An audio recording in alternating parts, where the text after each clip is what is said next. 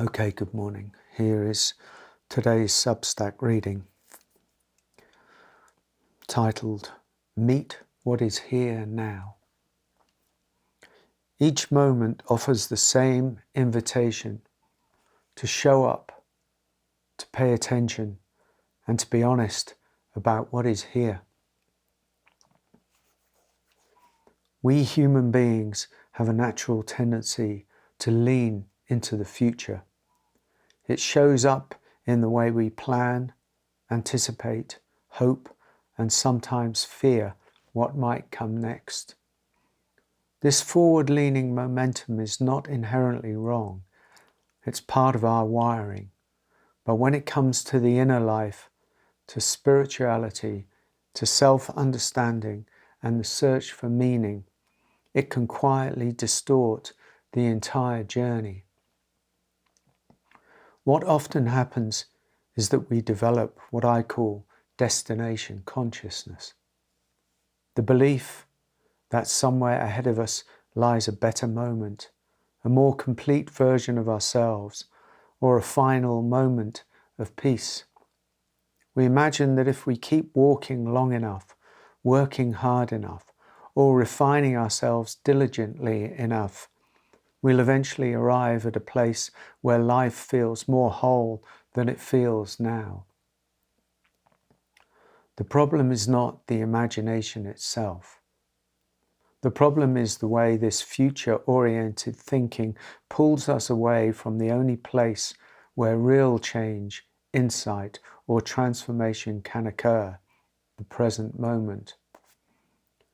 If we look carefully, we can see how this plays out in the smallest details of our lives.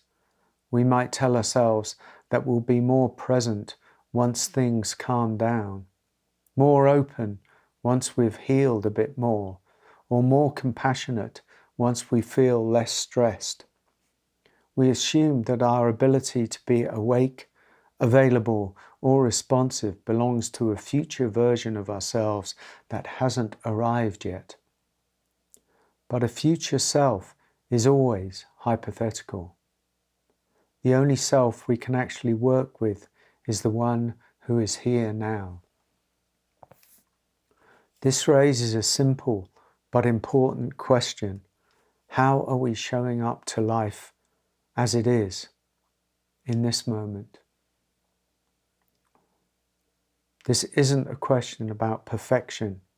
It's a question about relationship, not to other people, but to our own experience.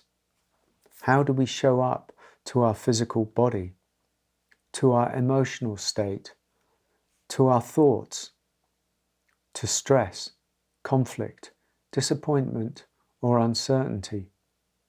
And how do we show up in our relationships with our partners, our parents, our children, the people we admire, and the people who irritate us? The way we show up reveals far more about our inner life than any ideal we hold about our best self. It shows us our habits, our strategies for coping, our inherited patterns, and sometimes the parts of ourselves we would rather not acknowledge. Seeing this clearly is not a regression. It's the necessary beginning of any genuine transformation. There is a subtle but important shift that happens when we stop treating our imagined future as the place where everything will finally make sense. Instead, we begin paying attention to the ordinary moments that actually make up our life. We start noticing the small reactions, the tightening in the chest, the story in the mind, the way we hold ourselves in relationships. We start to witness the places where we're guarded, hopeful, avoidant, or impatient.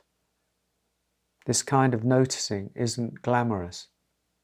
It's not the mystical peak moment many people associate with awakening, but it's the ground where honesty grows. And honesty, more than aspiration, is what opens the door to real freedom. When we strip life down to its actual structure, we find it is made of countless micro moments, small, discrete instants that flow together so seamlessly that we label them time. We tend to think of our life as a continuous story, but in reality, it's a series of momentary meetings with experience. Each moment offers the same invitation to show up, to pay attention, and to be honest about what is here. Many people assume that awakening or insight arrives in a dramatic flash, but often it begins in these ordinary, almost unremarkable moments. When we start to notice our actual experience without immediately projecting ourselves into the next moment, something shifts. The dreamlike quality of our assumptions loosens, and the present moment becomes more tangible, more grounded, and more real. This isn't about forcing ourselves to be hyper-present or spiritually disciplined. It's about recognizing the subtle habit of postponing our own life. When we stop postponing, the present moment stops feeling like a waiting room and starts feeling like the place where our actual life is happening.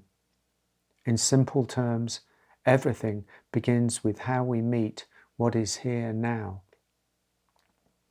Not with the future we imagine, not with the self we hope to become, but with the moment we're actually living. This is not dramatic, but it is profound. It asks for honesty rather than idealism, presence rather than projection. And in that honesty, something opens, a kind of grounded clarity, a sense of contact with our real life, not the imagined one. This is where transformation begins, not in the destination, but in the meeting. Okay, thank you so much for listening and watching. Many blessings.